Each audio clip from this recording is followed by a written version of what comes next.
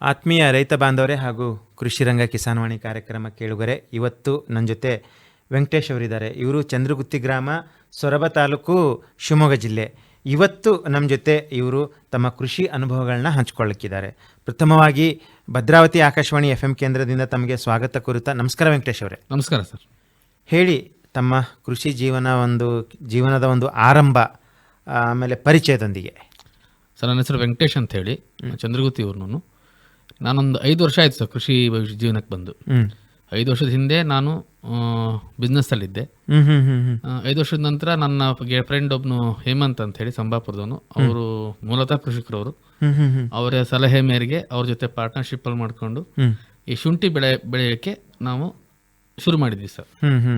ಅದರಲ್ಲಿ ಮೊದಲನೇ ವರ್ಷ ಸ್ವಲ್ಪ ಪ್ರಮಾಣದ ಲಾಭನ ಕಂಡುಕೊಂಡೆ ನಾನು. ಅದರಲ್ಲಿ ಈ ಬಿಸ್ನೆಸ್ಗಿಂತ ಹೆಚ್ಚು ಕಡಿಮೆ ಈ ಕೃಷಿಲೇ ನನಗೆ ಸ್ವಲ್ಪ ಲಾಭ ಜಾಸ್ತಿ ಇದೆ ಅಂತ ನಾನು ಕಾಣಿಸ್ತು, ವಾಣಿಜ್ಯ ಬೆಳೆಯೋದ್ರಿಂದ.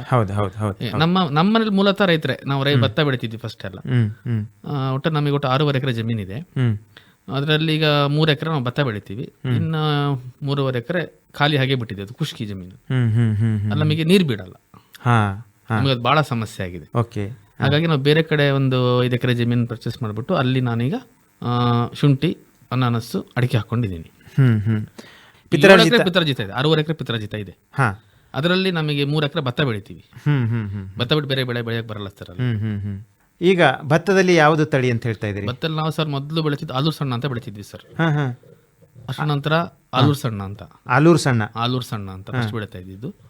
ಅಷ್ಟರ ನಂತರ ಈ ಡೈಮಂಡ್ ಸೋನಾ ಅಂತ ಬಂತು ಸರ್. ಡೈಮಂಡ್ ಸೋನಾ ಅದೇ ವೆರೈಟಿ ಸೋನಾಗಳು ಬಂದವು. ಅದರಲ್ಲಿ ಪ್ರತಿ ವರ್ಷ ಅದನ್ನ ತಳಿನ ಚೇಂಜ್ ಮಾಡ್ತಾ ಹೋದ್ವಿ. ಈಗ ಲಾಸ್ಟ್ ಅಲ್ಲಿ ಈಗ RNR ಅಂತ ಬಂದು ನಿಂತ್ಕೊಂಡಿದೆ. ತಿರುಮಲ ಗೋಲ್ಡ್ ಅಂತ ಒಂದು ಭತ್ತ ಬಂತು ಸರ್, ಅದು ಚೆನ್ನಾಗಿದೆ. ಅದು ಸಣ್ಣ ಭತ್ತ. ನಮ್ಮ ಜಮೀನು ಒಂಚೂರು ತಗ್ಗಿನ ಜಮೀನು ಆಗಿದ್ದಕ್ಕೆ ದಪ್ಪ ಭತ್ತ ಬರಲ್ಲ, ಜಾಸ್ತಿ ಇಳುವರಿ ಬರಲ್ಲ. ಹಾಗೆ ನಾವು ಅದೇ ಸಣ್ಣ ಭತ್ತನ ಬೆಳಿತೀವಿ. ಸಣ್ಣ ಭತ್ತ. ಶುಂಠಿ ಈಗ ಯಾವ್ದು ಬೆಳೆ, ಯಾವ್ದು ತಳಿ ಅದು? ಹಿಮಾಚಲ ಶುಂಠಿ. ಇದು ಏನು ವಿಶೇಷತೆ ಇದ್ರದ್ದು? ಹಿಮಾಚಲ ಸರ್, ಇದರಲ್ಲಿ ಬೇರೆ ತಳಿಗೆ ಹೋಲಿಸಿದ್ರೆ ಇದು ಒಣಸ್ಬೋದು. ಇದರಲ್ಲಿ ಔಟನ್ ಜಾಸ್ತಿ ಬರುತ್ತೆ, ಒಳಗಡೆ ನಾರ್ ಇರುತ್ತಲ್ಲ ಸರ್, ಅದು ಜಾಸ್ತಿ ಬರುತ್ತೆ. ಇದರಲ್ಲಿ ನಾರಿನೇ ಬೇಕಾಗಿರೋದು, ಅದೇ ಅಲ್ವಾ? ಬೇಕಾಗಿ ನಾರೆ. ಹೌದು. ಇದು ಸ್ವಲ್ಪ ರೋಗ ಕಡಿಮೆ. ಅಂದ್ರೆ ಈ ಬೇರೆ ರೆಗೋಡಿ ಅಂತ ಶುಂಠಿ ಬರುತ್ತೆ ಸರ್, ಅದಕ್ಕೆ ರೋಗ ಜಾಸ್ತಿ. ಅದಕ್ಕೆ ಇದು ನಾವು ಕೃಷಿ ಮಾಡೋದಕ್ಕೂ ಸ್ವಲ್ಪ ಸುಲಭ. ಒಂದು 28-30 ದಿನದ ನಂತರ ಯಾವುದೇ ಒಂದು ಔಷಧಿ ಗೊಬ್ಬರ ಮಾಡ್ಬೋದು. ಆದ್ರೆ ಈ ರೆಗೋಡಿನ ಶುಂಠಿಗೆ ಒಂದು ವಾರಕ್ಕೊಂದ್ಸರಿ ಔಷಧಿ ಮಾಡ್ತಾ ಇರಬೇಕು. ಇದಕ್ಕೆ ಈಗ ತಾವು ಗೊಬ್ಬರವಾಗಿ ಏನು ಉಪಯೋಗಿಸ್ತೀರಾ? ಶುಂಠಿ ಆಗಲಿ ಅಡಿಕೆ? ರಾಸಾಯನಿಕ ಮಾಡಲೇಬೇಕು ಸರ್. ರಾಸಾಯನಿಕ ಮಾಡ್ಲೇಬೇಕಂತ ಹೇಳ್ತೀರಾ? ಈಗ ಶುಂಠಿಗೆ ಇದೆಯಲ್ಲ ಸರ್, ನಾವು ಮಾಡ್ಬೋದು, ಆರ್ಗ್ಯಾನಿಕ್ ಮಾಡ್ಬೋದು. ಆರ್ಗ್ಯಾನಿಕ್ ಮಾಡಿದ್ರೆ 1 ಕ್ವಿಂಟಲ್ ಶುಂಠಿ ಬೀಜ ಹಾಕಿದ್ರೆ ನಾವು, ಆರ್ಗ್ಯಾನಿಕ್ ಮಾಡಿದ್ರೆ ನಾವು ಒಂದು 4-5 ಕ್ವಿಂಟಲ್ ಬರುತ್ತೆ ಸರ್ ಅಷ್ಟೇ. ನಮಗೆ ಹೆಚ್ಚು ಕಡಿಮೆ ಆಗಿರೋ ಖರ್ಚು ಅಲ್ಲಿಗೆ ಸರಿ ಆಗುತ್ತೆ. ಲಾಭ ಅಂತ ಏನು ಸಿಗಲ್ಲ. ರಾಸಾಯನಿಕ ಬಳಸೋದ್ರಿಂದ ನಮಗೆ ಒಂದು 80% ಲಾಭ ಸಿಗುತ್ತೆ, ಪ್ರಾಫಿಟ್ ಸಿಗುತ್ತೆ. 20% ನಮ್ಮ ಖರ್ಚು ಹೋಗುತ್ತೆ, 80% ಪ್ರಾಫಿಟ್ ಸಿಗುತ್ತೆ. ಈ ಭತ್ತ ಅಕ್ಕಿ ಮಾಡ್ತಿರೋ ಇಲ್ಲ ಹಂಗೆ ಮಾರಾಟ ಮಾಡ್ತೀರಾ? ನಮ್ಮ ಮನೆ ಬಳಕೆಗೆ ಇಟ್ಕೊಳ್ತೀವಿ, ಉಳಿಕಿದ್ರನ್ನ ಹಂಗೆ ಸೇಲ್ ಹಂಗೆ ಮಾಡೋದು. ಬೇಕಾದಾಗ ಮಾರ್ಕೊಂತೀವಿ. ಎಷ್ಟು ಸದಸ್ಯರಿದ್ದೀರಿ ತಮ್ಮ ಕುಟುಂಬದಲ್ಲಿ? ಮನೆಯಲ್ಲಿ ಸರ್ ನಮ್ಮಮ್ಮ, ನಮ್ಮ ಮನೆಯವರು, ನನ್ನ ಮಕ್ಳು 2 ಜನ ಇದೀವಿ. ಎಲ್ಲರೂ ಕೃಷಿಯಲ್ಲೇನಾ? ಒಬ್ನೇ. ನನ್ನ ಮಕ್ಳು ಚಿಕ್ಕವರು ಸರ್, ಒಬ್ನು 3ನೇ ಕ್ಲಾಸು, ಒಬ್ಳು 1ನೇ ಕ್ಲಾಸ್. ಜೊತೆಗೆ ಈಗ ಜನ ಬೇಕಾದಾಗ ಕಟಾವಿನ ಸಮಯದಲ್ಲಿ, ನಾಟಿ ಮಾಡ್ತಕ್ಕಂಥ ಒಂದು ಸಮಯದಲ್ಲಿ, ಕಳೆ ಕೀಳ್ತಕ್ಕಂಥ ಒಂದು ಸಮಯದಲ್ಲಿ ಜನ ಬೇಕಾದಾಗ ಹೊರಗಿನ ತಗೊಳ್ತೀರಾ? ಈ ಭತ್ತಕ್ಕೆ ಸರ್ ಈಗ ನಾವು 2 ವರ್ಷ ಆಯ್ತು ಈ ನಾಟಿ ಮಾಡೋ ಮಿಷಿನ್ ಬಂದಿದೆ. ಹೌದೌದು, ಯಾಂತ್ರೀಕೃತ ಭತ್ತ ನಾಟಿ ಮಾಡ್ತಕ್ಕಂಥ ಒಂದು ಅದು ಮಿಷಿನ್ 2 ವರ್ಷದಿಂದ ಅದರಲ್ಲಿ ಮಾಡ್ತಾ ಇದೀವಿ. ಭತ್ತ ಕೊಯ್ಲಿಕ್ಕಂತೂ 4-5 ವರ್ಷ ಆಯ್ತು ಮಿಷಿನ್ ನಲ್ಲೇ ಬಳಸ್ತೀವಿ. ಮಿಷಿನ್. ಹೌದು, ನಮಗೆ ಆಳಲ್ಲಿ ಪೂರೈಸಕ್ ಆಗಲ್ಲ ಸರ್, ಆ ಕಾರಣಕ್ಕೆ ಮಿಷಿನ್ ನಲ್ಲೇ ಕೊಯ್ತೀವಿ. ನಮಗೇನು ಹುಲ್ಲಿನ ಅವಶ್ಯಕತೆ, ನಮ್ಮಲ್ಲಿ ಯಾವ ಜಾನುವಾರುಗಳು ಇಲ್ಲ. ಹಾಗಾಗಿ ನಾವು ಒಂದು ಪಿಂಡಿ ಟೈಪಲ್ಲಿ ರೋಲಲ್ಲಿ ಕಟ್ಟಿಸಿ ಅದನ್ನ ಒಂದು 90-100 ರೂಪಾಯಿ ಹಿಂಗೆ ತಗೊಂಡು ಹೋಗ್ತಾರೆ. ಏನಕ್ಕೆ ಇದು? ಯಾವ ಒಂದು ವಿಚಾರಕ್ಕೆ ತಗೊಂಡು ಏನ್ ಮಾಡ್ತಾರೆ? ಇದು ಅವರು ಜಾನುವಾರಿಗೆ ಹಾಕ್ತಾರೆ, ಇಲ್ಲಾಂದ್ರೆ ಬೇರೆ ಈ ಶುಂಠಿ ಮೇಲ್ಗಡೆ ಮುಚ್ಚಲಿಕ್ಕೆ ಬರುತ್ತೆ. ಹೌದು, ಈ ನರ್ಸರಿಗಳೆಲ್ಲ ಮಾಡ್ತಾರೆ. ಗುಡಿಸಲು ಕಟ್ಟಕ್ಕೆ ಕೂಡ ಉಪಯೋಗಿಸ್ತಾರೆ. ಗುಡಿಸಲು ಕಟ್ಟಕ್ಕೆ ಅದು ಕರಡ ಅಂತ ಬರುತ್ತೆ ಸರ್, ಇದು ಬರಲ್ಲ ಗುಡಿಸಲು ಕಟ್ಟಲಿಕ್ಕೆ. ಹೌದಾ? ಈ ಬಿಳೆ ಹುಲ್ಲು, ಭತ್ತದ ಹುಲ್ಲು ಇದೆಯಲ್ಲ, ಭತ್ತದ ಹುಲ್ಲು ಬರಲ್ಲ ಗುಡಿಸ್ಲಿಗೆ. ಅದಕ್ಕೊಂದು ಕರಡ ಅಂತ ಬರುತ್ತೆ, ತೆಳ್ಳನ ಹುಲ್ಲು ಉದ್ದ ಬರುತ್ತಲ್ಲ, ಆ ಹುಲ್ಲಲ್ಲಿ ಅದನ್ನ ಕಟ್ ಮಾಡಿ ಅದನ್ನ ಮನೆ ಕಟ್ಲಿಕ್ಕೆ ಬಳಸ್ತಾರೆ. ಅದನ್ನ ಆಮೇಲೆ ಬೇರೆ ಈಗ ಅನಾನಸ್ ಎಲ್ಲ ಹಾಕೋಕೆ ಕೂಡ ಉಪಯೋಗಿಸ್ತಾರಲ್ಲ. ಅನಾನಸ್ ಮೇಗಡೆ ಹಣ್ಣು ಬಂದಿರುತ್ತೆ, ಬೇಸಿಗೆ ಕಾಲದಲ್ಲಿ ಬಿಸಿಲಲ್ಲಿ ಆ ಬಂದಿರೋ ಕಾಯಿಗೆ ಬಿಸಿಲು ನೇರವಾಗಿ ಸಂಪರ್ಕ ಆಗಬಾರ್ದು. ಬಿದ್ದರೆ ಅಲ್ಲಿ ಎಲ್ಲೋ ಇಷ್ಟು ಶೇಡ್ ಬಂದ್ಬಿಡುತ್ತೆ ಅದಕ್ಕೆ. ಅವಾಗ ಅದು ಅಲ್ಲೇ ಒಳಗಡೆ ಕೊಳಿತಾ ಹೋಗುತ್ತೆ ಅದು. ಅದಕ್ಕೋಸ್ಕರ ಅದ್ ಮೇಲ್ಗಡೆ ಈ ಕರಡದ ಹುಲ್ಲಿನ ಸಿಂಬೆ ಮಾಡ್ತಾರೆ. ಸಿಂಬೆ ಮಾಡ್ಬಿಟ್ಟು ಆ ಸಿಂಬೆನ ಆ ಮೇಲ್ಗಡೆ ಅದನ್ನ ಸಿಗಿಸ್ತಾರೆ. ಅವಾಗ ನೇರವಾಗಿ ಬಿಸಿಲು ಅದಕ್ಕೆ ತಾಗಲ್ಲ. ಅವಾಗ ಆ ಕಾಯಿ ನಾವು ಸೇವ್ ಮಾಡ್ಕೋಬಹುದು. ಇದರ ಜೊತೆಗೆ ಈಗ ಬದುಗಳಲ್ಲಿ ಏನ್ ಬೆಳೆ ಹಾಕಿದಿರಿ? ಜಮೀನಿನ ಬದುಗಳಲ್ಲಿ ಬೇಲಿ ಯಾವ ರೀತಿಯಿಂದ ಮಾಡ್ಕೊಂಡಿದ್ದೀರಿ? ಏನೋ ಈ ಥರ ನೀಲಗಿರಿ, ಸಿಲ್ವರು ಅಥವಾ ಬೇರೆ ಮರಮುಟ್ಟುಗಳು ಹಾಕಿದ್ದೀರಾ ಅಥವಾ ಈ ಐಬಿಎಕ್ಸ್ ಮಾಡಿಲ್ಲ. ನೀಲಗಿರಿ ಮರ ಹಾಕಿದ್ದೀನಿ ಒಂದು ಕೆಲವೊಂದ್ ಕಡೆ.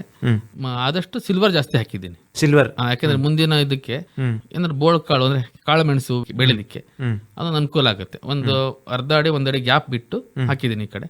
ಆ ಸೈಡು ಮರದ ಗೂಟ ಫಿಕ್ಸ್ ಮಾಡಿ ಅದಕ್ಕೆ ಸುತ್ತ ದಾರದ್ದು ಬಲೆ ಬರುತ್ತೆ. ಆ ಬಲೆನ ಬಿಟ್ಟಿದ್ದೀನಿ. ಯಾವುದೇ ಪ್ರಾಣಿಗಳು ಬರಲ್ಲ ಅದ್ರೊಳಗಡೆ. ಅಡಿಕೆ ನೀವೇ ಬೇಯಿಸಿ ಎಲ್ಲ ಇದು ಒಣಗಿಸಿ ಇದು ಮಾಡ್ತೀರೋ ಇಲ್ಲ ಹಸಿದೆ ಕೊಟ್ಬಿಡ್ತೀವಿ ಸರ್. ಹಸಿದೆ ಜಮೀನಿಗೆ ಬಂದು ತಗೊಂಡು ಹೋಗ್ತಾರೆ. ಅದನ್ನ ಇಷ್ಟು ಅಂತ ಹೇಳಿ ಅವರೇ ಒಂದು ರೇಟ್ ಫಿಕ್ಸ್ ಮಾಡ್ತಾರೆ. ಅಷ್ಟೊಂದು ರೇಟ್ ಫಿಕ್ಸ್ ಮಾಡ್ಕೊಂಡು ತಗೊಂಡು ಹೋಗ್ತಾರೆ. ಹಸಿ ಯಾವ ರೀತಿಯಿಂದ ಇದೆ ಈಗ ಸದ್ಯದ ಒಂದು ರೇಟು? ಈ ಸರಿ ನಾವ್ ಹೆಂಗೆ ಸರ್ ಅಂದ್ರೆ ಫಲಗುತ್ತಿಗೆ ಅಂತ ಕೊಡ್ತೀವಿ. ಈ ನಮ್ಮ ತೋಟವ್ರು ನೋಡ್ಕೊಂತಾರೆ. ನೋಡ್ಕೊಂಡು ಹೋಗಿ ಇಷ್ಟು ಕೊಡ್ತೀವಿ ಅಂತ ಹೇಳ್ತಾರೆ. ನಮ್ದು ಈಗ ಕೆಜಿ ಲೆಕ್ಕ ಕ್ವಿಂಟಲ್ ಲೆಕ್ಕ ಎಲ್ಲ ನಾವು ಕೊಡಲ್ಲ. ಇಷ್ಟು ಕೊಡ್ತೀವಿ, ನನಗೆ ಇಷ್ಟು ಬರಬೇಕು ಅಂತ ಅವ್ರಿಗೆ ಕೇಳಿ ಅಂದ್ರೆ ಮರದ ನೋಡ್ಕೊಂಡು ಮರ ನೋಡ್ಕೊಂಡು ಅದ್ರಲ್ಲಿ ಕೊನೆ ಎಣಿಸ್ಕೊಂಡು ಹೋಗ್ತಾರೆ. ಎಷ್ಟು ಕೊನೆ ಇದೆ, ಎಷ್ಟು ಕ್ವಿಂಟಲ್ ಬರ್ಬೋದು ಅವರ ಒಂದು ಲೆಕ್ಕಾಚಾರ. ಅವ್ರ ಲೆಕ್ಕಾಚಾರ ಮಾಡಿ ನಮಗೆ ಅದನ್ನ ಇಷ್ಟು ಕೊಡ್ತೀವಿ, ಇಷ್ಟು ಕೊಟ್ರೆ ಕೊಡ್ತೀವಿ ನೋಡಿ ಅಂತ ಹೇಳ್ತಾರೆ ಅವರು. ನಿಮ್ಗೆ ಇಷ್ಟ ಆದ್ರೆ ಕೊಡ್ತೀರಾ, ಇಲ್ಲ ಅಂದ್ರೆ ಇನ್ನೊಬ್ಬರು ಹುಡುಕ್ತೀವಿ ನಾವು. ಮಾರುಕಟ್ಟೆಗೆ ನೇರವಾಗಿ ನೀವೇ ಸಾಗಿಸಬಹುದಲ್ಲ? ಆಗ್ಬೋದು ಸರ್, ಅದೇ ನಮಗೆ ಆಗಲ್ಲ ಸರ್. ಎಲ್ಲ ಕಡೆನೂ ಒಬ್ಬರೇ ಮಾಡೋದಂದ್ರೆ ಕಷ್ಟ ಆಗುತ್ತೆ. ನಮ್ಗೆ ಇದೇ ಅನುಕೂಲ. ಈ ವರ್ಷ ಹೆಂಗೆ ಅಡಿಕೆಯಲ್ಲಿ ಕೊಳೆ ರೋಗದ ಒಂದು ಸಮಸ್ಯೆ ಯಾವ ರೀತಿಯಿಂದ ಇತ್ತು? ಕೊಳೆ ರೋಗ ಇತ್ತು ಸರ್. ನಾವು ಅದಕ್ಕೆ ಈ ತುತ್ತ ಸುಣ್ಣ ಅಂತ ಬರುತ್ತೆ ಸರ್. ತುತ್ತ ಸುಣ್ಣ ಅಂತೂ ತುತ್ತ ಸುಣ್ಣ ಸ್ಪ್ರೇ ಮಾಡಿದ್ವಿ. ಆ ತುತ್ತ ಸುಣ್ಣಕ್ಕೆ ಸರ್ ಈಗ ಅಂಡ್ಲೆಕಾಯಿ ಅಂತ ಸಿಗುತ್ತೆ. ಅಂಡ್ಲೆಕಾಯಿನ ಒಂದು ವಾರ ಜಜ್ಜಿ ಒಂದು ವಾರ ಅದನ್ನ ಕೊಳಸಿ ಆ ಅಂಡ್ಲೆಕಾಯಿ ನೀರನ್ನ ತುತ್ತ ಸುಣ್ಣಕ್ಕೆ ಮಿಕ್ಸ್ ಮಾಡಿ ಕೊನೆ ಬೆಳ್ಳುಳ್ಳಿ ಇರುತ್ತಲ್ಲ ಸರ್, ಬೆಳ್ಳುಳ್ಳಿ ಒಂದು 200 ಲೀಟರ್ ಬ್ಯಾರಲ್ಲಿಗೆ 200 ಗ್ರಾಮ್ ಬೆಳ್ಳುಳ್ಳಿನ ಮಿಕ್ಸಿ ಹಾಕಿ ತೆಳ್ಳಗೆ ರುಬ್ಬಿ ಅದನ್ನು ಅದಕ್ಕೆ ಮಿಕ್ಸ್ ಮಾಡಿ ಅದೊಂದು 2 ದಿನ ಬಿಟ್ಟು ಅದನ್ನ ಸ್ಪ್ರೇ ಮಾಡೋದ್ರಿಂದ ಕೊಳೆ ಕಂಟ್ರೋಲ್ ಆಗುತ್ತೆ. ಕೊಳೆ ಕಂಟ್ರೋಲ್ ಆಯ್ತು. ನೀವು ಮಾಡಿದಿರಿ? ನಾ ಮಾಡಿದ್ದೀನಿ. ಇದು 100% ಹೇಳ್ತೀರಾ ನೀವು? ಬೇರೆ ಕೆಮಿಕಲ್ಸ್ ಬಳಸೋದಕ್ಕಿಂತ ಈ ತರ ಮಾಡಿದ್ರೆ ಒಳ್ಳೇದಂತ. ಇದು ಆರ್ಗ್ಯಾನಿಕ್ ಆಗುತ್ತೆ ಇದು. ಹಾಗಾಗಿ ಇದು ಪ್ರಯತ್ನ ಮಾಡಿದಿರಿ, ಇದರ ಫಲ ಸಿಕ್ಕಿದೆ. ಬೇರೆಯವರು ಕೂಡ ನೀವು ಹೇಳ್ತೀರಾ? ಹೇಳ್ತೀನಿ. ಹೌದು. ಈಗ ಈ ಕೃಷಿ ಜೊತೆಗೆ ತಾವು ಬೇರೆ ಚಟುವಟಿಕೆಗಳಂತಂದ್ರೆ ಈಗ ಏನು ಮೊಬೈಲ್ ಅಂಗಡಿ ಇಟ್ಕೊಂಡಿರೋದಾಗಿರ್ಲಿ, ಮತ್ತೆ ಬೇರೆ ಒಂದು ಚಟುವಟಿಕೆ ಅಂದ್ರೆ ಈ TV12 ಒಂದು ಚಾನೆಲ್ನ ರಿಪೋರ್ಟರ್ ಆಗಿ ಕೂಡ ತಾವು ಕೆಲಸ ಮಾಡ್ತಾ ಇದ್ದೀರಿ ಅಂತ ಹೇಳ್ತಾ ಇದ್ದೀರಿ. ಹೇಗೆ ಸಂಭಾಳಿಸ್ತೀರಾ ಇದು ಕೃಷಿ ಮತ್ತೆ ಈ ಒಂದು ಚಟುವಟಿಕೆಗಳು? ಏನ ಸರ್, ಬೆಳಗ್ಗೆ 7 ಗಂಟೆಗೆ ಹೇಳ್ತೀನಿ ಸರ್. ನಾನು ಒಂದು ½ ಅನ್ ಅವರ್ ಬೆಳಗ್ಗೆ ನಿತ್ಯ ಕರ್ಮ ಮುಗಿಸ್ಕೊಳ್ತೀನಿ. ಸೀದಾ ಪ್ಲಾಟ್ ಕಡೆ ಓಡ್ತೀನಿ. ಅಲ್ಲಿ ಹೋಗಿ ಅಲ್ಲಿ ನೀರೆಲ್ಲ ಚೇಂಜ್ ಮಾಡೋದೆಲ್ಲ ಮುಗಿಸ್ಕೊಂಡು ಒಂದು 10-11 ಗಂಟೆ ಅಲ್ಲಿ ವೇಟ್ ಮಾಡ್ತೀನಿ. ಎಲ್ಲಾ ಕಡೆ ವ್ಯವಸ್ಥೆ ಮಾಡಿಬಿಟ್ಟು ಸೀದಾ ಅಂಗಡಿಗೆ ಬರ್ತೀನಿ. ಸೆಂಟ್ರಲ್ ಯಾವ್ದಾದ್ರು ಕರೆ ಬಂದ್ರೆ ಈ ಸುದ್ದಿ ಇದೆ ಬಾರಪ್ಪ ಅಂತ ಆ ಟೈಮಲ್ಲಿ ಹೋಗಿ ಸುದ್ದಿ ಮುಗಿಸ್ಕೊಂಡು. ಯಾವ ರೀತಿಯಿಂದ ಸುದ್ದಿ? ರಾಜಕೀಯನಾ ಇಲ್ಲ ಸಾಮಾಜಿಕನಾ ಧಾರ್ಮಿಕನಾ? ಎಲ್ಲಾ ಟೈಪ್ ಸುದ್ದಿನೇ ಮಾಡ್ತೀವಿ ಸರ್. ಈಗ ನಿಮ್ದು ಅಡ್ವರ್ಟೈಸ್ಮೆಂಟ್ ಬೇಕಾ? ಅದು ಮಾಡ್ತೀರಾ? ಅದು ಎಷ್ಟು ನಿಮ್ಮ ವ್ಯಾಪ್ತಿಗೆ? ಇದೊಂದು ಸೊರಬ ತಾಲೂಕು ಟೋಟಲ್ ಅಷ್ಟೇ. ಸೊರಬ ತಾಲೂಕು ಮಾತ್ರ? ಹೌದೌದು. ಅಲ್ಲಿ ಸ್ಥಳೀಯವಾಗಿ ಆಗುವ ಒಂದು ಕಾರ್ಯಕ್ರಮಗಳು ಧಾರ್ಮಿಕ ಆಗಿರ್ಬೋದು, ಇಲ್ಲ ಸಾಮಾಜಿಕ ಆಗಿರ್ಬೋದು, ಇಲ್ಲ ರಾಜಕೀಯ ಆಗಿರ್ಬೋದು, ಇಲ್ಲ ಕೃಷಿಗೆ ಸಂಬಂಧಪಟ್ಟಿದ್ದ ವಿಷಯ ಆಗಿರ್ಬೋದು ಅಲ್ವಾ? ಈಗ ಹೆಚ್ಚು ಮಳೆಯಾಗಿ ಏನಾದ್ರೂ ಒಂದು ಜಮೀನಲ್ಲಿ ನೀರು ಹೊಕ್ಕಿ ಏನಾದ್ರೂ ಸಮಸ್ಯೆ ಆಗಿರೋ ಅಂತದ್ದು ಕೂಡ ತಾವು ಇದು ರಿಪೋರ್ಟ್ ಮಾಡ್ತೀರಾ? ಹೌದೌದು, ಮಾಡ್ತೀವಿ. ಸರ್ಕಾರಿ ಇಲಾಖೆಗೆ ಅನುಕೂಲ ಆಗುತ್ತೆ. ಯಾಕಂದ್ರೆ ಸ್ಥಳೀಯವಾಗಿ ನೀವು ಅದನ್ನ ಮಾಡಿದ್ದೇ ಆದಲ್ಲಿ ಅವರು ಸ್ಪಂದಿಸಲೇಬೇಕು, ಸ್ಪಂದಿಸ್ತಾರೆ. ಇದು ಹೇಗೆ ಹವ್ಯಾಸ ಬಂತು ನಿಮಗೆ? ಏನು ಸರ್, ನಾವು ಆಕ್ಚುಲಿ ನನ್ನ ಮನೇಲೆ ಇದ್ದವನು. ರಕ್ಷಣಾ ವೇದಿಕೆ ಅಂತ ಒಂದು ವೇದಿಕೆ ಇದೆ. ಆ ವೇದಿಕೆ ಮುಖಾಂತರ ಬೆಂಗಳೂರಲ್ಲಿದೆ ಚಾನಲ್ ಹೆಡ್ ಆಫೀಸ್ ನಮ್ದು. ತಾಲೂಕ್ ವೈಸ್ ಒಬ್ಬೊಬ್ರು ರಿಪೋರ್ಟರ್ ಇದ್ದಾರೆ. ಆ ಟೈಪ್ ಸೊರಬ ತಾಲೂಕಿಗೆ ನನ್ನ ರಿಪೋರ್ಟರ್ ಸೆಲೆಕ್ಟ್ ಮಾಡ್ಕೊಂಡ್ರು. ಅದರಿಂದ ಅದ್ರಲ್ಲಿ ನಾನು ಮಾಡ್ಕೊಂತ ಹೋಗ್ತಾ ಇದ್ದೀನಿ. ನೀವು ಮಾಡ್ತಾ ಇದ್ದೀರಾ? ಏನು ನಿಸ್ವಾರ್ಥ ಸೇವೆ ಮಾಡ್ಬೇಕನ್ನೋದಾ? ಏನ್ ನಿಮ್ಮ ನಿಸ್ವಾರ್ಥ ಸೇವೆನೇ ಸರ್. ನಮಗೆ ಯಾವುದೇ ಕಾರಣಕ್ಕೂ ಅದರಿಂದ ₹1 ಅಪೇಕ್ಷೆ ಇಲ್ಲ, ಒಂದು ಬಯಸೋದು ಇಲ್ಲ. ನಮ್ದೊಂದು ಸೇವೆ. ಇದೊಂದು ಹವ್ಯಾಸ ಅಂತ ಹೇಳ್ತೀರಾ? ಕೃಷಿ ಚಟುವಟಿಕೆ ಜೊತೆಗೆ ಇದೊಂದು ಹವ್ಯಾಸ ನಿಮ್ದು. ಆಮೇಲೆ ಈಗ ಸ್ವಲ್ಪ ಬಿಡು ಸಿಕ್ಕಿದೆ ಅಂತ ಹೇಳಿದ್ರೆ, ಅಥವಾ ತಾವೇ ಒಂದು ಮಾಹಿತಿ ಕೊಡ್ತಕ್ಕಂಥ ಒಂದು ಕೆಲಸ ಮಾಡ್ತಾ ಇದ್ದೀರಾ, ಸುದ್ದಿಗಳನ್ನ ಸಂಗ್ರಹಿಸಿ ಮಾಹಿತಿ ಕೊಡ್ತಕ್ಕಂಥ ಮಾಡ್ತೀರಾ. ನಿಮಗೇನು ಸುದ್ದಿಯ ಒಂದು ಅಭಾವ ಇಲ್ಲ ಅನ್ಕೊಂಡಿದ್ದೀನಿ. ಆದ್ರೂ ತಮ್ಮ ಒಂದು ಜಮೀನಲ್ಲಿ ಮಾಡೋದಾದ್ರೆ ಈಗ ಸಂಬಂಧಿಕರು ಅಂತ ಇದ್ದೇ ಇರ್ತಾರೆ, ಹೇಳ್ತಾರೆ ಹಿಂಗೆ ನಾನು ಹಿಂಗೆ ಮಾಡಿದ್ನಪ್ಪ ಅಂದರೆ ನಿಮಗೂ ಅದು ಇದಾಯ್ತದೆ, ಮತ್ತು ಅಕ್ಕಪಕ್ಕದ ರೈತರು ಕೂಡ ಈ ಥರ ನಾನು ಮಾಡಿದ್ದೇನೆ ಅಂದರೆ ಅದು ನಿಮಗೂ ಕೂಡ ಮನವರಿಕೆ ಆಯ್ತದೆ, ನೀವು ಮಾಡ್ತೀರಾ. ಆದರೂ ಇನ್ನೂ ಹೆಚ್ಚಿನ ಒಂದು ಮಾಹಿತಿ ಪಡೆಯುವುದಾದರೆ ಅಥವಾ ಸರ್ಕಾರಿ ಸೌಲಭ್ಯಗಳ ಬಗ್ಗೆ ಇದು ಮಾಡಬೇಕಾದ್ರೆ ಯಾರನ್ನ ಸಂಪರ್ಕಿಸ್ತೀರಿ? ಈ ನಮ್ಮನೆ ಅಕ್ಕಪಕ್ಕದಲ್ಲಿ ಸರ್ ಒಬ್ರು ಇದ್ದಾರೆ, ಸ್ವಾದಿಯವ್ರ ಮನೆಯವರು ಅಂತ ಒಬ್ರು ಇದ್ದಾರೆ. ಅವ್ರು ಸ್ವಲ್ಪ ಈ ತೋಟಗಾರಿಕೆ ಈ ಕೃಷಿ ಬಗ್ಗೆ ಅವ್ರು ಮುಂಚಿಂದ ಅದರಲ್ಲೇ ಇದು ಬಂದವರು. ಅವ್ರ ಸಹಾಯ ತಗೊಳ್ತೀನಿ, ಅವ್ರಿಗೆ ಕೇಳ್ತೀನಿ ಏನ್ ಮಾಡ್ಬೋದು, ಸರ್ಕಾರದಿಂದ ಏನ್ ಬಂದಿದೆ. ತೋಟಗಾರಿಕೆಯಲ್ಲಿ ಸರ್ 5 ಎಕರೆಗೆ ಈ ಸ್ಪ್ರಿಂಕ್ಲರ್ ಬರುತ್ತಲ್ಲ ಸರ್, ಅದು 80% ತೋಟಗಾರಿಕೆಯಿಂದ ಸಬ್ಸಿಡಿ ಕೊಡ್ತಾರೆ. ಈ ನನ್ನ 5 ಎಕರೆಗೆ ನಾನು ಅದನ್ನ ಬಳಸಿ ನಾನು ಅದನ್ನು ಬಳಸ್ಕೊಂಡಿದ್ದೀನಿ. ಅಂದ್ರೆ ಪರ್ ಡ್ರಾಪ್ ಮೋರ್ ಕ್ರಾಪ್ ಅಂತ ಒಂದು ವಿಚಾರ, ಅಂದ್ರೆ ಒಂದು ಹನಿಗೆ ಹೆಚ್ಚಿನ ಬೆಳೆ ಅಂತ ಗುಣಮಟ್ಟದ ಬೆಳೆ. ಒಂದು ಹನಿ ಕೂಡ ಆ ಬೆಳೆ ಬೆಳೆಯೋದ್ರಲ್ಲಿ ಕೌಂಟ್ ಆಗುತ್ತೆ, ಅಂದ್ರೆ ಅದು ಲೆಕ್ಕ ಬರುತ್ತೆ ಅಂತ. ಅಂದ್ರೆ ಒಂದು ಹನಿಯಿಂದ ಹೆಚ್ಚಿನ ಒಂದು ಇಳುವರಿ ಪಡಿಬೇಕು ಅಂತ ಒಂದು ಪರ್ ಡ್ರಾಪ್ ಮೋರ್ ಕ್ರಾಪ್ ಅನ್ನೋ ಒಂದು ಉದ್ದೇಶ ಇಟ್ಕೊಂಡು ಆ ಥರದ್ದು ಈಗ ಸಬ್ಸಿಡಿ ಕೊಡ್ತವ್ರೆ. ಸುಮಾರು ಈವನ್ SC ST ಜನಾಂಗದ ರೈತರಿಗೆ 90% ಸಬ್ಸಿಡಿ ಕೊಡ್ತವ್ರೆ ಈಗ ಸದ್ಯ 2025 ಅಲ್ಲ 2024-25ನೇ ಸಾಲಿನಲ್ಲಿ. ಇದು ಮತ್ತೆ ಮುಂದೆ ಹಾಗೆ ಒರಿಯುತ್ತೆ ಅಂತ ಹೇಳ್ತಾ ಇದ್ದಾರೆ. ಕೊನೆ ಅಡಿಕೆ ಗಿಡಕ್ಕೂ ಕೊಡ್ತಾರೆ ಸರ್, ಒಂದು ಗುದ್ದಿಗೆ ಅಚ್ಚುಕಟ್ಟು ಅಂತ ಹೇಳಿ ಒಂದು ಯೋಜನೆ ತೋಟಗಾರಿಕೆಯಲ್ಲಿ ಇದೆಯಲ್ಲ ಸರ್, ಅದು ಅದರಲ್ಲಿ ಒಂದು ಗುದ್ದಿಗೆ 45 ರೂಪಾಯಿನೋ 55 ರೂಪಾಯಿ ಅಷ್ಟು ಕೊಡ್ತಾರೆ ಒಂದು ಅಡಿಕೆ ಗಿಡಕ್ಕೆ. ಹೌದು, ಹೊಸದಾಗಿ ಯಾರು ತೋಟ ಮಾಡಬೇಕು ಅಂತ ಇದ್ದಾರೆ ಅವರಿಗೆ ಈ ಒಂದು ಸಹಕಾರ ಸಿಗುತ್ತೆ. ಜೊತೆಗೆ ಈಗ ತೆಂಗಿನ ಬೆಳೆ ಏನಾದ್ರು ಬೆಳೆದಿದ್ರೆ ಮನೆಗೆ ಬೇಕಾಗಿದ್ದಷ್ಟು ಒಂದು 4 ಗಿಡ ಹಾಕೊಂಡು ಅಷ್ಟೇ ಮನೆ ಹತ್ರ ಹಾಕೊಂಡಿದ್ದೀನಿ. ಕಾಡು ಪ್ರಾಣಿಗಳದ್ದು ಏನೋ ಸಮಸ್ಯೆ ಇಲ್ಲಿ ಇದೆಯಾ? ಇದೆ ಸರ್, ಜಿಂಕೆ ಬರುತ್ತೆ, ನವಿಲು ಬರ್ತವೆ, ಬಟ್ ಅದೇನಷ್ಟೊಂದು ನಷ್ಟ ಮಾಡೋದಿಲ್ಲ, ತೊಂದರೆ ಕೊಟ್ಟಿಲ್ಲ, ಇದುವರೆಗೂ ತೊಂದರೆ ಕೊಟ್ಟಿಲ್ಲ. ಸೊ ಇದ್ರದ್ದೇನು ಸಮಸ್ಯೆ ಇಲ್ಲ. ಮಂಗಗಳು ನಮ್ಮ ಆ ಸೈಡ್ ನಾವು ಮಾಡಿರೋ ಫ್ಲಾಟ್ ಸೈಡ್ ಇಲ್ಲ, ನಮ್ಮೂರಲ್ಲಿ ಬಾಳ ಇದಾವೆ, ಚಂದ್ರಗುತ್ತಿಲಿ ಬಾಳ ಇದಾವೆ, ದೇವಸ್ಥಾನಕ್ಕೆ ಬರುತ್ತಲ್ಲ ಅಳಿಲುದು ಇಲಿ ಅವೆಲ್ಲ ಅಷ್ಟು ಸಮಸ್ಯೆ ಕೊಡಲ್ಲ ಸರಿ. ನಮಗೆ ಮೇನ್ ಸಮಸ್ಯೆ ಕಾಡು ಹೊಂದಿ, ಈ ಜಿಂಕೆ, ನವಿಲು. ಶುಂಠಿಗೆ ಕಾಡು ಹೊಂದಿ ಮಾತ್ರ ತುಂಬಾ. ಶುಂಠಿ ಕಾಡು ಹೊಂದಿಕ್ಕಿಂತ ನವಿಲು ಯಾವ್ದಾರ ಒಂದು ರೋಗ ಬಿದ್ರೆ ಅದು ಎಲ್ಲಿ ಓಡಾಡಿರುತ್ತಲ್ಲ ಅದೆಲ್ಲ ಕಡೆ ಸ್ಪ್ರೆಡ್ ಮಾಡೇ ಹೋಗ್ಬಿಡುತ್ತೆ. ಅದೊಂದು ಪ್ರಾಬ್ಲಮ್ ನವಿಲ್ದು ಶುಂಠಿಯಲ್ಲಿ. ಈಗ ಶುಂಠಿಯಲ್ಲಿ ಇದು ನೀವು ಇದು ಮೌಲ್ಯವರ್ಧನೆ ಮಾಡಿ ಇದು ಮಾಡ್ತೀರಾ, ಹಾಗೆ ಮಾರಾಟ ಮಾಡ್ತೀರಾ? ಹಸಿ ಶುಂಠಿನೇ ಮಾರಾಟ ಮಾಡ್ತೀವಿ. ಹಸಿ ಶುಂಠಿ ಈಗ ಅದನ್ನ ವಾಶ್ ಮಾಡೋದಂತ ಹೇಳ್ತಾರೆ.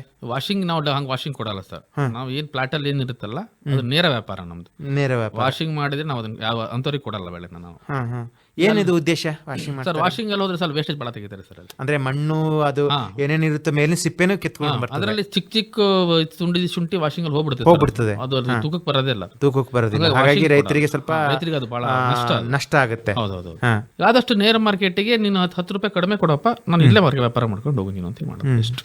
ಇದೇನು ಶುಂಠಿ ನೀವು ರೇಟ್ ನೋಡ್ಕೊಂಡು ಮಾರಾಟ ಮಾಡ್ತಿರೋ ಇಲ್ಲ ನೋಡ್ಕೊಂಡೆ ಮಾರಾಟ ಮಾಡೋದು ಸರ್? ಅದು ಜಮೀನಲ್ಲಿ 2 ವರ್ಷ ಕೂಡ ಹಾಗೆ ಬಿಡ್ಬೋದು ಅಂತ ತೊಂದರೆ ಇಲ್ಲ ಸರ್. ಅದನ್ನ ಏನೂ ಆಗೋದಿಲ್ಲ. ಮತ್ತೆ ಚೆನ್ನಾಗಿದ್ರೆ ಸರ್ ಅದೇನು ಆಗಲ್ಲ, ನೋಡ್ತಾ ಇರಬೇಕು. ಅದು ಒಳಗಡೆ ಹಳೆ ಬೀಜ ಏನಾದ್ರು ಕೊಳೆ ಬಂದು ಹೋಗಿದ್ರೆ ಹೊಸ ಶುಂಠಿಗೂ ಅಟ್ಯಾಕ್ ಆಗುತ್ತೆ. ಹೌದು, ಪಕ್ಕದಲ್ಲಿ ಇರ್ತಕ್ಕಂಥದ್ದು ಕೂಡ ಆದಷ್ಟು ಅದಕ್ಕೆ ಅದನ್ನ ಚೆಕ್ ಮಾಡ್ತಾ ಇದ್ದು, ಅದು ಹಳೆ ಬೀಜ ಚೆನ್ನಾಗಿದ್ದು ಹೊಸ ಬೀಜನು ಬಂದಿರೋ ಶುಂಠಿನೂ ಚೆನ್ನಾಗಿದ್ರೆ ಅದು ಇಡ್ಬೋದು ಸರ್. 2 ವರ್ಷ ಬೇಕಾದ್ರೆ ಹಂಗೆ ಇಡ್ಬೋದು. 2 ವರ್ಷ ಹಂಗೆ ಇಡ್ಬೋದು, ಮತ್ತೆ ಅಲ್ಲೇ ಹುಟ್ಟುತ್ತದು. ಇದ್ರ ಜೊತೆಗೆ ಮತ್ತೆ ಈಗ ಬೇರೆ ಈಗ ಅನಾನಸ್ಸು ಹೇಳಿದಿರಿ, ಶುಂಠಿ ಹಾಕಿ ಅನಾನಸ್ ಹಾಕಿದ್ದು ಸರ್. ಮೊದಲು ಶುಂಠಿ ಹಾಕಿದ್ರಿ, ಹಾಕಿದ ಜಾಗಕ್ಕೆ ಅನಾನಸ್ ತಗೊಂಡಿದ್ರೆ ಅದನ್ನ ಶುಂಠಿ ತಗದ್ಬಿಟ್ಟು ಅನಾನಸ್ ಹಾಕಿದ್ದು. ಅನಾನಸ್ ತೆಗೆದಾದ್ಮೇಲೆ ಮತ್ತೆ ಬೇರೆದು ಮತ್ತೆ ಅನಾನಸ್ ಬೇರೆ ಮಾಡಕ್ ಬರಲ್ಲ. ಅದೇ ಅನಾನಸ್ನೇ ಇನ್ನೊಂದು ವರ್ಷ ಬರುತ್ತೆ, ಅದು ಇನ್ನೊಂದು ಬೆಳೆ ಬರುತ್ತೆ. ಅಲ್ಲಿರೋದು ಇನ್ನೊಂದು ಬೆಳೆ ಬರುತ್ತೆ, ಇನ್ನೊಂದು ವರ್ಷ ಅದೇನೆ ಬರುತ್ತೆ ಅದು. ಜೊತೆಗೆ ಈಗ ಬಾಳೆ ಕೂಡ ಬೆಳಿಬಹುದಾ? ಬಾಳೆ ಬೆಳಿಬಹುದು. ಬಾಳೆ ಬೆಳೆಯಕ್ಕೆ ನಮ್ದಲ್ಲಿ ಫುಲ್ ಬಯಲು ಪ್ರದೇಶ. ಒಂದು ಸಣ್ಣ ಗಾಳಿ ಬಂದ್ರು ಗಿಡ ಅಷ್ಟು ಬಿದ್ದೋಗ್ಬಿಡ್ತದೆ. ಈಗ ಬೀಳಲ್ಲ. ಈ ಬಾಳೆ ಕೊನೆ ಹೊರಟಿರುತ್ತಲ್ಲ ಆ ಟೈಮ್ ಬಾಳೆ ಗಿಡಕ್ಕೆ ಮೊದಲು ಅದೇ ವೇಟ್ ಆಗಿರುತ್ತೆ. ಅದೇ ವೇಟ್ ಆದಾಗ ಏನಾಗುತ್ತೆ, ಗಾಳಿ ಜೋರಾಗಿ ಬಂದ ಕೂಡಲೇ ಅದು ಬಿದ್ದೋಗ್ಬಿಡುತ್ತೆ. ಗಾಳಿ ಒಂದು ಬಯಲು ಪ್ರದೇಶ ಇದೆ, ಅದು ಬಯಲು ಪ್ರದೇಶ. ಬಾಳೆಯಲ್ಲಿ ಆಮೇಲೆ ಹಣ್ಣಿನ ಬೆಳೆಗಳು ಏನಾದ್ರು ಬೆಳೆದಿದ್ದೀರಾ? ಈಗ ಮಾವು, ಚಿಕ್ಕು, ಸಪೋಟ, ಇದು ಪೇರ್ಲೆ, ಪಪ್ಪಾಯ ಯಾವ್ದು ಹಾಕಿಲ್ಲ ಸರ್. ಯಾವ್ದು ಹಾಕಿಲ್ಲ. ಅದನ್ನ ಹಾಕ್ಬೇಕು, ಹಾಕಬಹುದು. ಆ ಕಡೆ ನಿಮ್ಮ ಒಂದು ಪ್ರದೇಶದಲ್ಲಿ ಹಾಕ್ಬೋದು. ಈ ಪೇರ್ಲೆ ಹಾಕ್ಬೋದು, ಸಪೋಟ ಹಾಕ್ಬೋದು, ಮಾವು ಹಾಕ್ಬೋದು. ಈ ವರ್ಷ ತುಂಬಾನೇ ಚೆನ್ನಾಗಿದೆ. ಹೂವು ನೋಡಿದ್ರೆ ಪೈರು ಚೆನ್ನಾಗಿದೆ. ಶಿವಮೊಗ್ಗ ಜಿಲ್ಲೆಯಲ್ಲಿ ಅಂತಲ್ಲ, ಎಲ್ಲ ರಾಜ್ಯದ ಎಲ್ಲಾ ಒಂದು ಜಿಲ್ಲೆಗಳಲ್ಲಿ ತುಂಬಾ ಚೆನ್ನಾಗಿದೆ. ದೇವರ ಕೃಪೆ, ಆಲಿಕಲ್ಲು ಮಳೆ ಬರ್ದೇ ಇದ್ದ ಅಥವಾ ದಟ್ಟ ಮಂಜು ಬರ್ದೇ ಇದ್ರೆ ಒಳ್ಳೆಯ ಫಸಲು ಪಡಬಹುದು ಈ ವರ್ಷ. ಯಾಕಂತಂದ್ರೆ ತುಂಬಾ ಚೆನ್ನಾಗಿದೆ. ಈಗ ಸದ್ಯಕ್ಕಂತೂ ಚೆನ್ನಾಗಿದೆ. ಮುಂದೆ ಬರಬಾರ್ದು ಅದು ಆಲಿಕಲ್ಲು ಮಳೆ ಅಥವಾ ಈ ಮಂಜು ಒಂದು ಮುಷ್ಕಿದ ಒಂದು ವಾತಾವರಣ ಇರುತ್ತಲ್ಲ, ಒಂದು 4-5 ದಿವಸ ಆ ಥರದ್ದು ಬರಬಾರ್ದು. ಬಟ್ ಅದು ನಮ್ಮ ಕೈಯಲ್ಲಿ ಇಲ್ಲ. ನೈಸರ್ಗಿಕವಾಗಿ ಇದು ನಾವು ಒಪ್ಕೊಳ್ಳೇಬೇಕು. ಏನಾಗುತ್ತೆ ನೈಸರ್ಗಿಕ ಒಂದು ನಷ್ಟ ಅದು ಒಪ್ಕೊಳ್ಳೇಬೇಕಾಯ್ತದೆ ಅಲ್ವಾ? ಹೌದೌದು. ಸೊ ಹಾಗಾಗಿ ನಾವು ಬದುಕಬೇಕಲ್ಲ ಸರ್. ಹೌದು ಹೌದು. ಒಟ್ಟಾರೆಯಾಗಿ ಕೃಷಿ ಅನುಭವದ ಜೊತೆಗೆ ಬೇರೆ ಒಂದು ಹವ್ಯಾಸದ ಚಟುವಟಿಕೆಗಳಲ್ಲಿ ತಾವು ತೊಡಗಿಸ್ಕೊಂಡಿದ್ದೀರಿ. ಏನು ಅನಿಸುತ್ತೆ ತಮಗೆ? ನೆಮ್ಮದಿ ಆಗಿದ್ದೀನಿ ಸರ್, ಒಂದು ಲೆಕ್ಕದಲ್ಲಿ ಆರಾಮ ಖುಷಿಯಾಗಿದ್ದೀನಿ. ಈ ಬೆಳಗ್ಗೆ ಎದ್ದು ಫ್ಲಾಟಿಗೆ ಹೋಗೋದ್ರಿಂದ ಏನೋ ಒಂದು ಫ್ರೆಶ್ ಗಾಳಿ ಸಿಗುತ್ತೆ, ಒಂದು ವಾಕಿಂಗ್ ಆಗುತ್ತೆ, ವಾಕಿಂಗ್ ಲೆಕ್ಕ ಆದಾಗ ಆಗುತ್ತೆ, ಜೊತೆ ಅದ್ರ ನಂಗೆ ಇನ್ಕಮು ಸಿಗ್ತಾ ಇದೆ. ಈ ಕಡೆ ನನ್ನ ಬಿಸ್ನೆಸ್ ಅಲ್ಲೂ ಇನ್ಕಮ್ ಸಿಗ್ತಾ ಇದೆ, ಒಂದು ಸೇವೆನೂ ಮಾಡ್ತಾ ಇದ್ದೀನಿ. ಚೆನ್ನಾಗಿದ್ದೀನಿ ಸರ್, ನೆಮ್ಮದಿಯಾಗಿದ್ದೀನಿ. ಯಾರದೇ ಒಂದು ದಬಾವು ಇಲ್ಲ, ಯಾರದೇ ಒಂದು ನಿಮಗೆ ಈ ಥರ ಮಾಡು ಅಥವಾ ಈ ಥರ ಮಾಡಬೇಡಪ್ಪ ಅಂತ ಹೇಳೋರಿಲ್ಲ. ಸ್ವತಂತ್ರವಾಗಿ ತಮ್ಗೇನು ಅನಿಸುತ್ತೆ, ತಮ್ಮ ಒಂದು ಅನುಭವದಲ್ಲಿ ಏನು ಮಾಡಬೇಕು ಅಂತೀರಾ ಅದನ್ನು ಮಾಡ್ಕೊಂಡು ಹೋಗ್ತಾ ಇದ್ದೀನಿ ಸರ್. ಹೌದು. ಈ ಒಂದು ಚಟುವಟಿಕೆಗಳಲ್ಲಿ ತೊಡಗಿದಾಗ ನಿಮಗೆ ಬೇರೆದಂತಂದರೆ ಮನೆಯ ಕೆಲಸ ಆಗಿರ್ಬೋದು ಅಥವಾ ಸಂಬಂಧಿಕರ ಮದುವೆ ಮುಂಜಿಗಳಿಗೆ ಆಗಿರ್ಬೋದು, ಮತ್ತು ಬೇರೆ ಒಂದು ಯಾವುದೇ ಒಂದು ಧಾರ್ಮಿಕ ಕಾರ್ಯಕ್ರಮದಲ್ಲಿ ತೊಡಗಿಸ್ಕೊಳ್ಳೋಕ್ಕೆ ಯಾವ ರೀತಿಯಿಂದ ಟೈಮ್ ಮಾಡ್ಕೋತೀರಿ ನೀವು? ಯಾವ ರೀತಿಯಿಂದ ಸಮಯವನ್ನು ನೀವು ಮೀಸಲು ಮಾಡ್ಕೊತೀರಾ? ಸರ್, ನಾನು ಬೆಳೀತಿರೋ ಬೆಳೆಗಳಿಗೆ ಒಂದು ಸೀಮಿತ ಸಮಯ ಅಂತ ಇದೆ ಸರ್. ಅದಕ್ಕೆ ಈಗ ಒಂದು ಶುಂಠಿ ಮಾಡಿದರೆ ಅದಕ್ಕೆ ಒಂದು 28 ದಿನಕ್ಕೊಂದು ಗೊಬ್ಬರ ಔಷಧಿ, ಈಗ ಅನಾನಸಿಗೆ ಒಂದು 15-20 ದಿನಕ್ಕೊಂದು ಗೊಬ್ಬರ ಔಷಧಿ. ಈ ಟೈಪಲ್ಲಿ ಒಂದೇ ಸಮಯದಲ್ಲಿ ಎಲ್ಲದನ್ನು ಮುಗಿಸ್ಕೊಂಡ್ಬಿಡ್ತೀನಿ ಸರ್, ಹೆಚ್ಚು ಕಡಿಮೆ. ಅದನ್ನು ಇನ್ನು 15 ಡೇಸ್ ನಾನು ಫ್ರೀ ಇರ್ತೀನಿ ಸರ್, ತೊಂದರೆ ಇಲ್ಲ. ಬೆಳಗ್ಗೆ ಹೊತ್ತಲೆ ಹೋಗಿ ಅದೊಂದು ವಾಕ್ ಮಾಡ್ಕೊಂಡು ಅದೊಂದು ವಾಲ್ ಚೇಂಜ್ ಮಾಡಿ ನೀರು ಪ್ರತಿ ದಿವಸ ನೀವು ಹೋಗಿ ನೋಡ್ತೀರಾ? ಪ್ರತಿದಿನ ಹೋಗಿ ನೋಡ್ಲೇಬೇಕು, ಜಮೀನಿಗೆ ಹೋಗಿ ಬೆಳೆಗಳಿಗೆ ನೋಡ್ತೀರಾ ಏನಾಗಿದೆ ಏನಿಲ್ಲ ಅಂತ. ಅಲ್ಲ, ಯಾಕಂದ್ರೆ ನಮ್ಮ ರೈತರು ಹೆಚ್ಚಾಗಿ ಒಂದ್ಸಲ ನಾಟಿ ಮಾಡಿಬಿಟ್ರೆ 15 ದಿವಸಕ್ಕೋ ಇಲ್ಲ 20 ದಿವಸಕ್ಕೋ ಹೋಗಿ ನೋಡ್ಕೊಂಡು ಇದು ಮಾಡ್ತಾರೆ. ಪ್ರತಿ ದಿವಸನೂ ಅದನ್ನ ನೀವು ನಿಗಾ ವಹಿಸ್ತಾ ಇದ್ದೀರಾ ಅಂತಂದ್ರೆ ಚೆನ್ನಾಗೇ ಇರುತ್ತೆ. ಶುಂಠಿ ಪ್ರತಿದಿನ ನೋಡ್ಲೇಬೇಕು. ಅದು ಚುಕ್ಕಿ ರೋಗ ಅಂತ ಬಂದಿದೆ, ಯಾಕಂದ್ರೆ ಒಂದ್ ರಾತ್ರಿಯಲ್ಲೇ ಎಲ್ಲ ಹೋಗ್ಬಿಡ್ತದೆ. ಒಂದ್ ವೇಳೆ ಅದು ಏನಾದ್ರೂ ಬಂದ್ಬಿಟ್ರೆ ಒಂದೇ ರಾತ್ರಿಯಲ್ಲಿ ಎಲ್ಲಾನು ಕೊಳತು ಹೋಗೋದು ಅಥವಾ ಏನೋ ಸಮಸ್ಯೆ ಆಗೋದು ಒಂದು ಸಮಸ್ಯೆ ಇರುತ್ತೆ.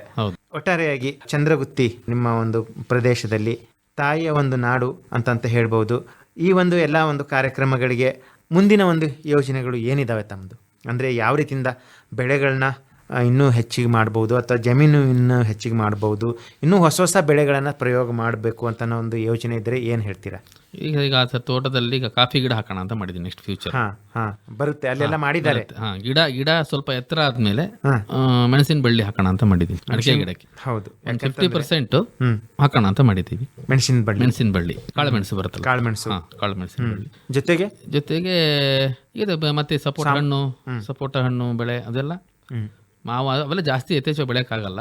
ಮಧ್ಯ ಎಲ್ಲ ನಮ್ಮ ಮನೆ ಬಳಕೆಗೆ ಲೆಕ್ಕಕ್ಕೆ ಮಾಡಬಹುದು. ಏಲಕ್ಕಿ ಗಿಡ ಹಾಕ್ಬೋದು ಸರ್ ನಮ್ಮ ಕಡೆ, ಅದು ಕೆಂಪು ಮಣ್ಣಿದೆ, ಅದ್ರಲ್ಲಿ ಬರ್ಬೋದು ಅನ್ನೋ ಒಂದು ವಿಶ್ವಾಸ ಇದೆ. ತೋಟಗಾರಿಕೆ ಇಲಾಖೆ ಅದನ್ನ ಹೇಳಿದ್ದಾರೆ, ಅದನ್ನ ಹಾಕ್ಬೋದು, ಏಲಕ್ಕಿ ಗಿಡ ಹಾಕಿ ಅಂತ ಹೇಳಿದ್ದಾರೆ.